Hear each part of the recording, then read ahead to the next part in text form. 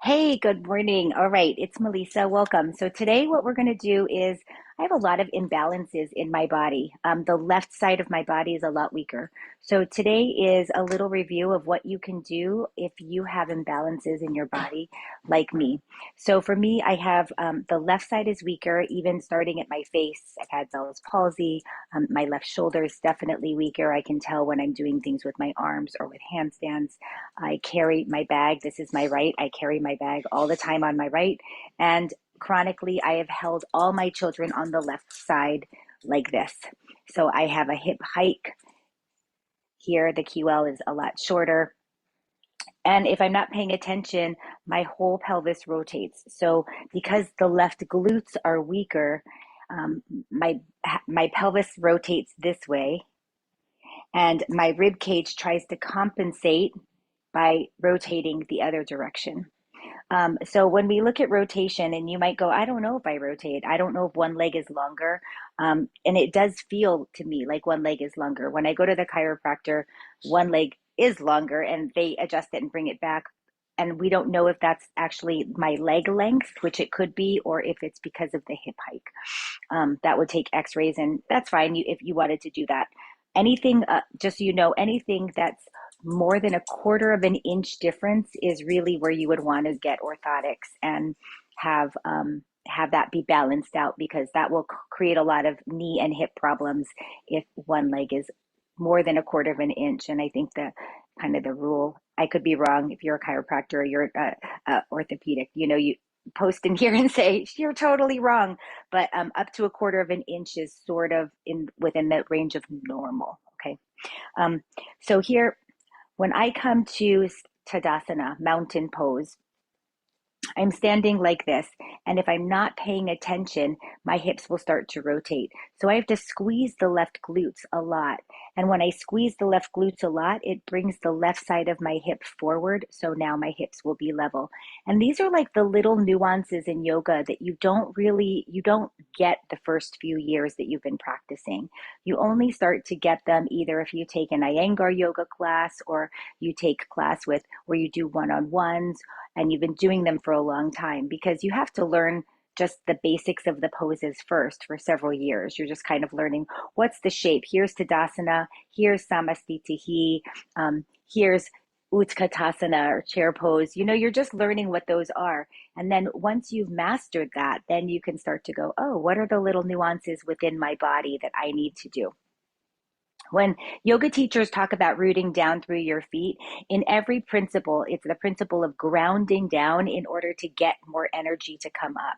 So we root down in order to lengthen. And you need that rooting down if you want to pull something away from it, right? This part down here needs to be anchored. So we anchor through the feet, and some teachers say three corners, some say four, but it's here. This is the big toe mound. This is the pinky toe mound, and here the center of the heel, or you could even do 4 points, inside outside of the heel. But this is where you're rooting down through those places. I like to always pick up all 10 toes, spread them wide, plant them back down onto the ground. Now feet can be together. This is called samastitihi. Our fingers would touch lightly and they turn in. So this is samastitihi, which means equal standing pose. And you can feel, if you close your eyes, you might even lose your balance a little and go, do I have more weight in my left side or my right side? Do I tend to lean or sway to one side or to the other? Um, and when you're rooting down through those three corners of your feet, you imagine drawing the arches of your feet up just a bit. And even, especially if you have flat feet, it will help to create it's not that you're all of a sudden going to have healthy arches, but it's like you start to create a little bit of lift, and that's really good for the fascia down there. Some people prefer Tadasana, which is mountain pose. So I take the feet hip bone distance. And when we talk about the hips, you hear a yoga teacher saying hips. It's not these hips here, it's the bones right here, the two hip points. So about hip bone distance, make sure that your second toes face forward. So we don't want our feet turning out. They're going to face forward. Okay, that's going to give us the best alignment. And then in Tadasana, our palms face forward. That helps to externally rotate the arms. It opens up the collarbones and gets the back to work a little bit. So you're exploring to see which one works for you. If you're pregnant, if you are a senior, you have any kind of balance issues, generally the feet apart is going to be better. Um, and if not, you can bring them all the way together to see. So it's interesting. Balance is harder with the feet together. Um, I have to shift more weight into my left side. I always, my right side dominant, right? So I will have a tendency to do this.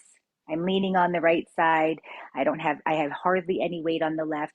I've had chronic hip issues. I don't anymore, but I had several years with some serious hip pain because I was doing hot yoga and I'm already really flexible. So to put my flexibility in the heat with in a really fast class, it was just too much for my hip, and I got too flexible. So now I just have to strengthen it. I don't really even worry about like opening my hips at all. They're just naturally that way. I am more about strengthening and maintaining for safe hips. And I do have a friend who's had two hip replacements, a yoga teacher, and I'll put her contact down below too as well. If you're a yoga practitioner that's considering hip replacement or has had hip replacements, she's a really good resource. Okay, so I'm rooting down through the three corners of my feet. I engage the left glutes a lot because if I don't, my hip's going to start to rotate and then my rib is rotating the other way. So it's really important in yoga that we start to become so aware of what our alignment is doing, what our body is doing, so that we notice the asymmetries in our body and then we can work with them. This is like one of the most powerful things in yoga is that we start to, it's not nitpicking at our body, but we start to pay attention to the body as if we're fixing a computer. I don't know how to fix a computer, as if we're fixing something. You know, you have something in front of you and you're putting things together and you want to do it right. Yeah. So this is your body. This is your machine. This is your vessel for this lifetime. So we want it to function really well and to last a long time, and to we want to get as many miles out of this as possible. So that just means like regular tune-ups, oil changes, feeding it good stuff, and making sure that it's moving in alignment in the same way we would have our tires aligned, right? So I squeeze the left glutes a lot. That's helping to bring my pelvis back to um, center. Now it feels weird for me because I'm really squeezing the left butt cheek, my left glutes quite a bit, and my right is not working so much. Now, here we also want to, so it's just weird, it's just odd, lift the kneecaps up. And by lifting the kneecaps up, that helps us to engage our quadriceps. I make a point to lengthen my spine, and I think of like lifting both sides of my rib cage. So the ribs end right about here. I think of lifting them up and broadening through the collarbone. So here's the collarbone. When we broaden through the collarbone, it can take posture from here to here. So if you see the difference, when I normally come to Samastitihi or Tadasana, I could be mountain pose. I could be right here. This would be right. I could say, okay, I'm ready. Now this is not ready. So here.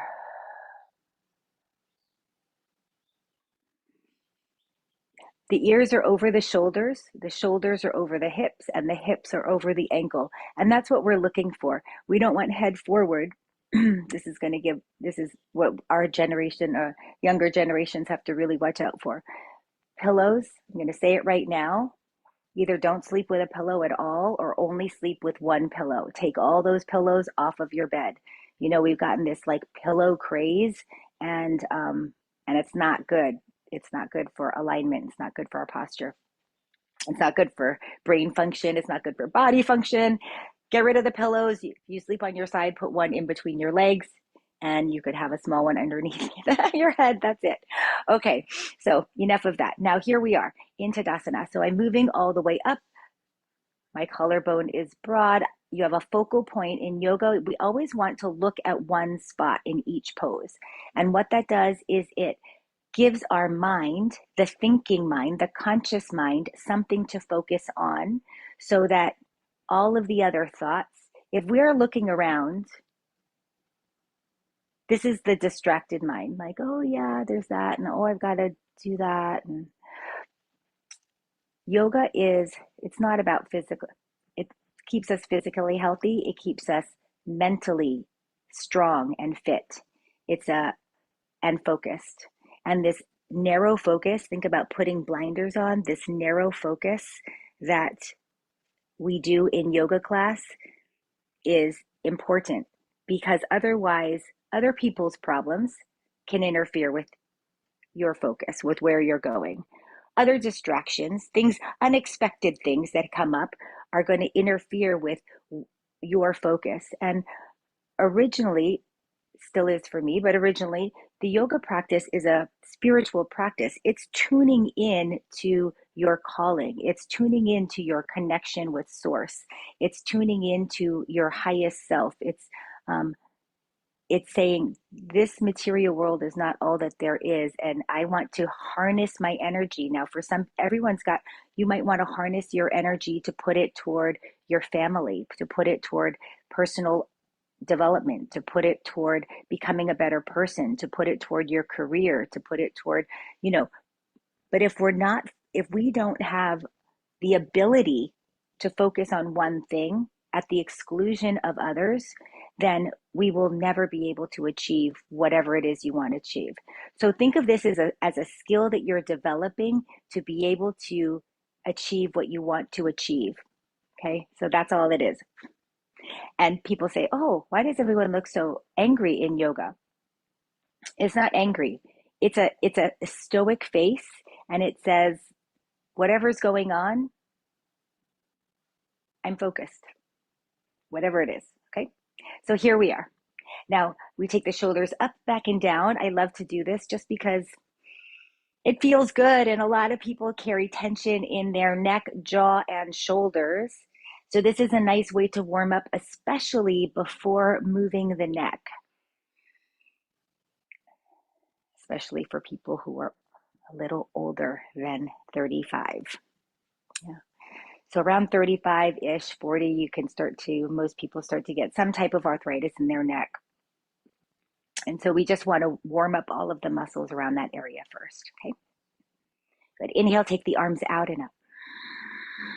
Now for me, I press the palms together. That gives me a focal point at my thumbs to look up. I'm opening the front of the body and I'm drawing my ribs down at the same time. For other people, hands shoulder distance or even wider will be better with your gaze forward. So this is different schools of yoga do it differently, but you also have to take responsibility for your own body and what works well for your body. So if arms together is uncomfortable or looking up is not good for your cervical spine, then you do it differently, okay? Exhale as you fold all the way down. Soften the knees, especially on the first couple of ones. Shake your head a little bit, soften the knees, allow the hamstrings to slowly warm up. Hamstring injuries are really common in yoga where the hamstring tendon can pull away from the bone. And that's because we're not listening to our bodies. We might be forcing something, trying to do something we're not ready for. Inhale, arms all the way out and up. And exhale, hands to the heart. Again, inhale, arms out and up. So we never force anything in yoga. Exhale, fold. We're always listening, checking into what it is that we need. Inhale, half lift. I like to say work within the 20 to 80%. Exhale, fold. Inhale, take the arms all the way out and up. Reach up high and bring your hands to your heart. Good. Let's do that one more time. Inhale, arms out and up. Exhale, fold. Inhale, lengthen your spine. Exhale, fold. Inhale, take the arms out and up. And exhale, the hands to the heart. Step your feet out wide. Now we're going to start to the left, and I'm starting to the left because the left is my weaker side. Okay. So swivel your left foot all the way to the left and bend and straighten your knee a couple of times. Bend your knee until it's just over the ankle for warrior two. And take the back heel out away from you, maybe an inch to half an inch. Now, naturally, when we come to warrior two, you might see something like this with your hip. So you'll have to squeeze the back glutes to lower it down. When that happens, our front knee comes forward. So you'll press it back slightly just until it's lined up about with the second toe. Now, depending on who you are or where your body is right now, you might be able to get your thigh parallel to the floor or not, you know. So if you can, great. And if not, great, come up higher. I want you to imagine energetically you're drawing a string or a rope tied around the thigh to the thigh, and they're pulling inward. And when we pull inward, it creates lift in your pelvic floor area. The pose will feel stronger. You're going to be working a lot harder. You'll feel the glutes working a lot harder. You'll draw in, and it draws the body up and in. We want our waist here to be really centered. So I'm not leaning forward right here. My chest will face you. And we take the arms out parallel to the floor. And you'll notice, like for me, which one is higher? My right, because it's the dominant hand, right? So the right is higher. My left, I always have to kind of check and go, is that shoulder height or not? And now I'm not turning anything. My head is still right here. Oh, I am turning, but I'm not moving too much, okay? I'm just turning my head to look at the middle finger. And now we want action pulling the arms away from each other and at the same time, pull your armpits back in toward each other. Virabhadrasana 2, Warrior 2. So when we put this much attention into our pose,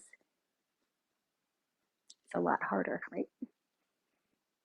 It takes a lot of mindfulness. We rush through it. And I'm a vinyasa yogi. I'm an ashtangi. You know, I definitely like a pace and to be moving.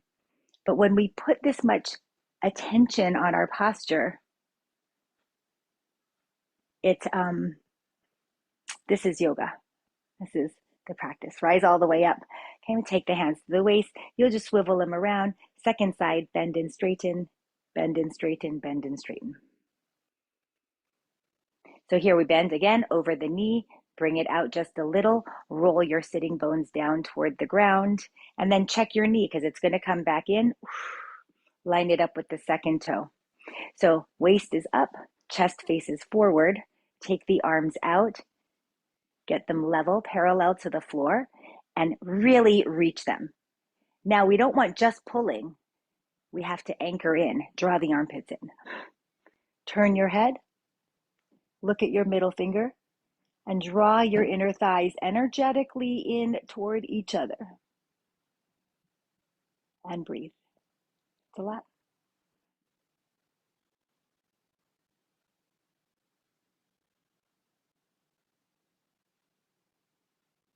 Inhale up. Turn your toes toward me. Exhale, fold all the way down. Take your hands to the floor. Bend and straighten your knees a couple of times. Bend and straighten. Again, just letting the hamstrings lengthen, lengthen, lengthen.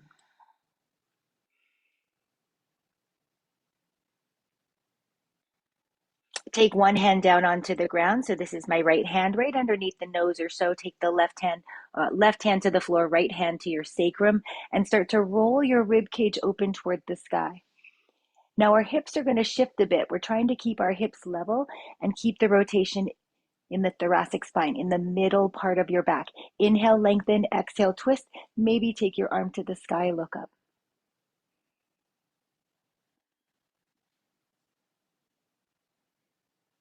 As you press down with one hand, reach high with the other fingertips and gently pull your belly in. Switch sides, right hand down, left hand to the sacrum.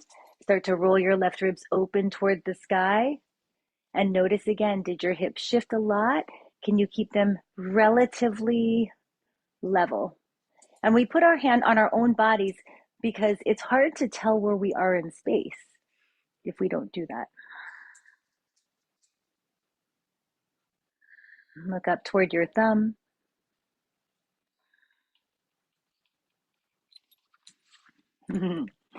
Take both hands down to the ground, half lift, bring your hands to your hips, come all the way up, and hop your feet together. Now, for balancing poses, when we have asymmetry within the body, which most of us do, just be aware of it, because what we'll have a tendency to do is on the weaker side, she has my shoe, on the weaker side, this hip is gonna wanna come out, and it just kind of gets out of alignment and gets really sloppy. So we have to be aware of that and go, oh yeah, this is my weak side. So I'm squeezing in and down just a bit. It's going to firm everything up. It'll help us to lift a lot more, okay? So take one knee into your chest, broaden through the collarbone. The standing hip, this is my left hip. It's the weaker side hip. So I am engaging the glutes quite a bit. Take the leg out to the side. Look over your opposite shoulder. Notice still the standing hip glutes. Can you keep them active? Bring it back to center and lower down. All right, good. Second side. Up. So I don't have to focus on engaging my right glutes quite as much. They're working, but they're pretty much as engaged as they can get. There's not like extra that I can engage there because they're already strong. Take your leg to the side, look over your opposite shoulder.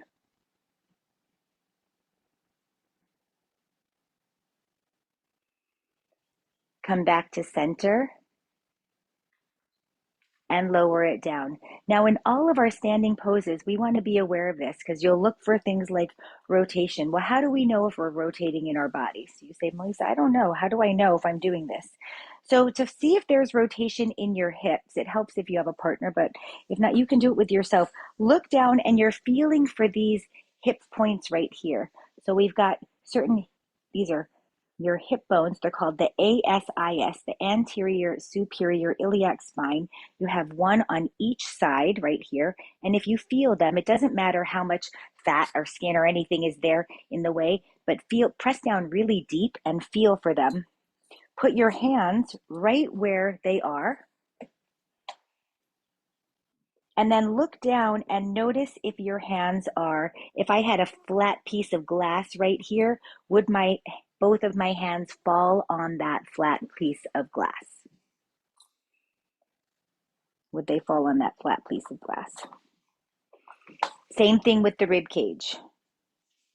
So you're feeling underneath here.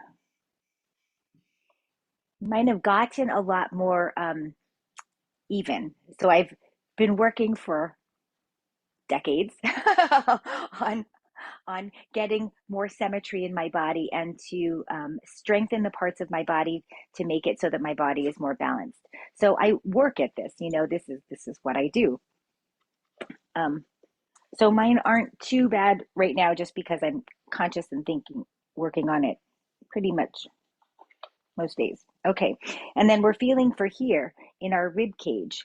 So if you feel here and you look down and you go, and if you can't see, you've got stuff in the way, maybe you can have a friend or a partner or something help to see, is one hand closer to them? If they were standing in front of you, would one hand be closer to them?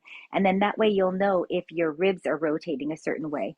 So, and it would be normal for the pelvis to rotate one direction and the ribs to go another direction, and just know that that's normal. So you're working with that. When it comes to twisting poses, you'll notice that it's easier to twist one way more than it is the other. So let's take revolved triangle, or even we'll take a revolved crescent lunge because that one's a little easier. Revolved triangle is a pretty hard pose. So I'm coming down here just to get set up, and then I'll lift the back knee up.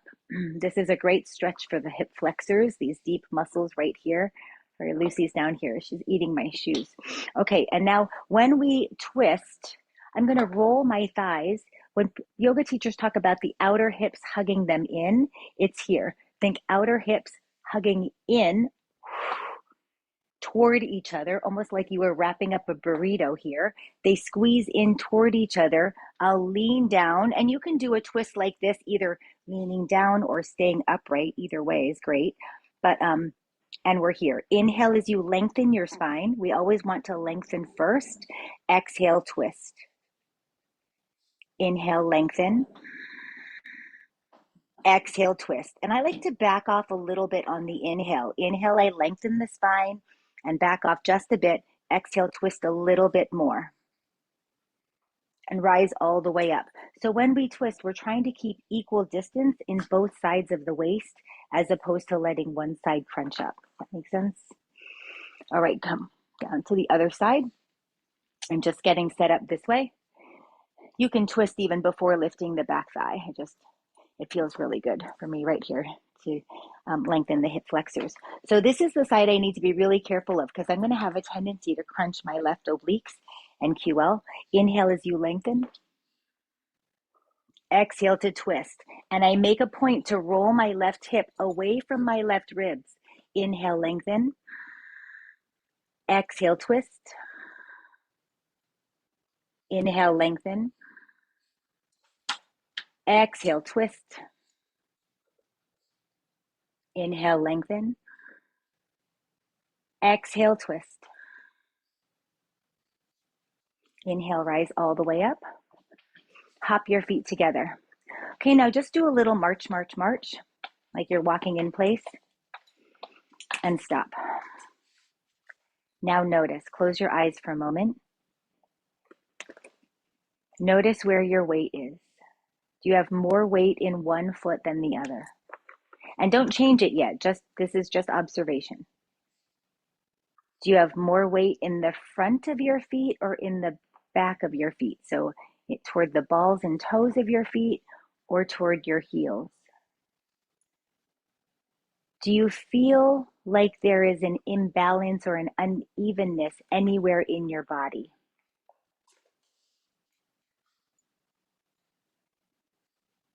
Do your hips feel straight? Does your rib cage feel straight? Do your shoulders feel like they're level? And that can be up and down, that can be front and back. How about your neck, head, even the ears? So these are the things that we start to pay attention to. Now, still with your eyes closed, let's level it out, starting with your feet. Pick up all 10 toes, spread them wide, plant them back down. Shift your weight into the balls of your feet. Shift your weight into the heels of your feet. Now find equal distance in the balls of the feet and the heels, in the left and the right sides. Start to lift your kneecaps up toward the sky. That's going to engage the quads, get them a little more active. And notice your glutes. For you to level out your pelvis, you can even put your hands right on the hip points. And to level out your pelvis, what do you need to activate? Now grow a little bit taller. Move your lower ribs away from the hips. So we're literally getting taller. Broaden through the collarbone and imagine reaching the crown of your head up toward the sky. So here is our great alignment. And the hard part, of course, is making our way through our yoga class or through the whole day, maintaining this alignment. But it starts with awareness. And so we do a little bit, a little bit, a little bit, and we practice, practice, practice. And then eventually it gets to be autopilot. And then when it's on autopilot, then you're like, yes, we're just moving toward alignment all of the time. All right. I hope that helps, and I will till I see you again. Thanks so much. Love and light. Don't forget to check out the Healthy Human Project. That's coming June 10th on the Healthy Human Project on YouTube.